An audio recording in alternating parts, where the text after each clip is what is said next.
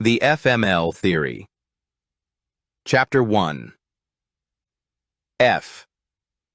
He was more than just a Brazilian educator and philosopher.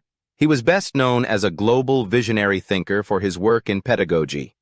His name was Paulo Freire, and his work that critically re-examines education has inspired millions. Pedagogy studies teaching and learning, particularly the methods and practices used to educate and instruct students. It encompasses a range of educational theories, approaches, and techniques.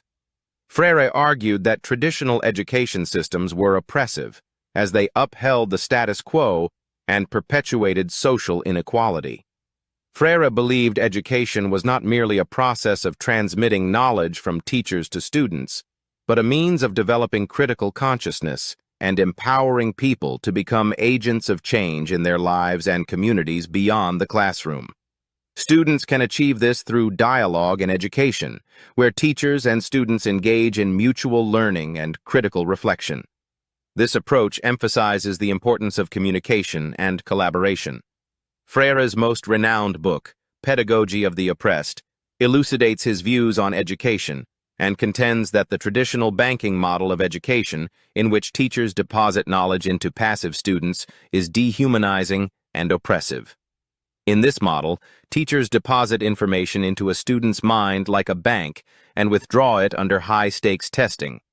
Instead, he advocates for a problem-posing education model, where students and teachers collaborate to identify and address real-world problems, starting with dialogue. But what course should this dialogue follow? Awareness plus reflection equals praxis. Awareness refers to being conscious or mindful of something. It involves understanding one's surroundings, thoughts, feelings, and actions. Awareness can be directed internally toward one's thoughts and emotions or externally toward the environment and the actions of others.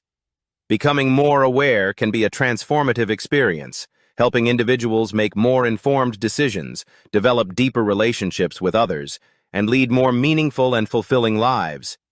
It can also catalyze personal and social change. Becoming aware of something is a significant step, but what about reflection? When we reflect, we contemplate and think deeply about our experiences, thoughts, emotions, or beliefs. It entails a process of introspection and self-examination, often to gain a deeper understanding. When we become aware of something new, we strive to make sense of it. It enables individuals or groups to critically examine their circumstances, seeking opportunities for change or improvement as they progress from awareness to reflection. Finally, we answer a call to action when we build a praxis. But what is praxis? After all, praxis isn't a word most of us use in everyday conversations. Praxis refers to putting theory into action or practically applying knowledge and skills. It encourages us to move beyond merely holding on to content knowledge for the sake of knowing, and instead focus on how we can use it in the world around us, challenging us to assess the practicality of our intellect. In comparison, much of what we've learned in a classroom is primarily content-driven.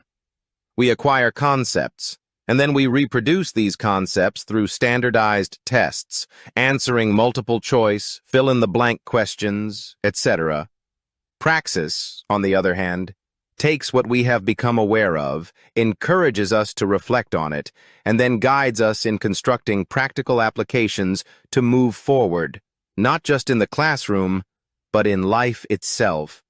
So, if you have read this far, you're probably ready for things to become uncontrollably better too. Despite living on Earth during Freire's time, I never had the opportunity to ask him if he was familiar with Plato's allegory of the cave. I'm confident he was, but here's a brief version for those who may not be familiar. The allegory of the cave is a philosophical tale written by Plato. It depicts a group of people who have spent their entire lives chained inside a cave, facing a wall, with a fire burning behind them. These individuals can only see the shadows of objects passing by the fire and believe these shadows represent the only reality. when one of the prisoners becomes liberated and witnesses the world beyond the cave. He realizes that his previous understanding of reality is limited and incomplete. Upon returning to the cave to share his newfound knowledge with the others, they cannot grasp his words and mock him. The allegory illustrates that, at times, the human condition resembles that of the prisoners, and people often possess a restricted and distorted perception of reality. It underscores the significance of our education and the continual pursuit of knowledge in enhancing our understanding of the world, despite the reluctance of others to do the same. So, what can we begin to glean from the FML theory? In the FML theory, you may have noticed that the F stands for Freire. We will employ his philosophy as a looking glass for the rest of the book, and maybe even as a better response to A2C2. After all, the aspiration to reclaim our humanity, lead with humility, live more freely, and discover life beyond oppressive and limiting situations is only a part of what I believe we can achieve through our collective efforts. May you go forward with love, compassion, and a renewed sense of belonging in the classroom and beyond, leading as Paulo would have led.